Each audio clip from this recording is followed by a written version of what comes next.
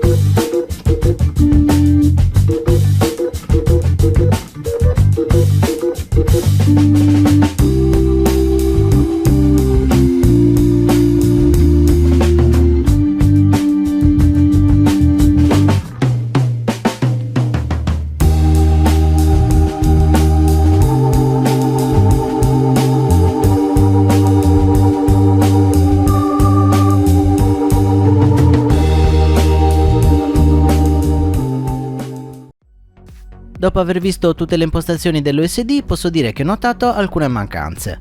Prima di tutto non abbiamo a disposizione alcun preset.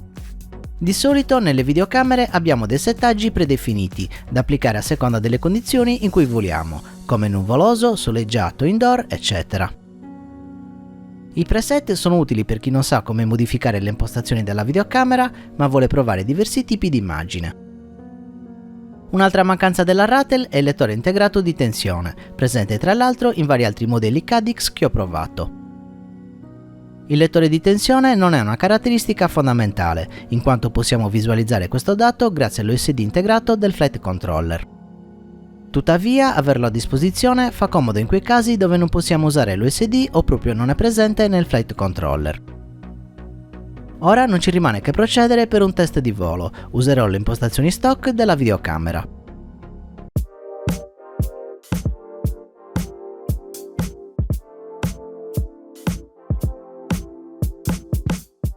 Per concludere devo dire che anche se la Rattle si è dimostrata un'ottima videocamera non sono rimasto soddisfatto al 100%. Come abbiamo visto ci sono alcune cose che non dovrebbero mancare nelle videocamere di fascia alta, come il lettore di tensione e i preset. Certo, non sono delle caratteristiche fondamentali, ma è sempre meglio averle. La qualità dell'immagine stock è buona, anche se credo ci possano essere dei margini di miglioramento. Le opzioni che possiamo modificare in fase di configurazione sono molte e con un po' di pazienza possiamo raggiungere una qualità dell'immagine che ci possa piacere più di quella stock. In un prossimo video registrerò un DVR cercando di trovare dei settaggi alternativi per questa videocamera. Questa era la mia recensione della Cadix Ratel. Grazie per aver visto il video, non dimenticate di iscrivervi al canale e di mettere mi piace. Se volete potete supportarmi anche su Patreon cliccando il link a fine video.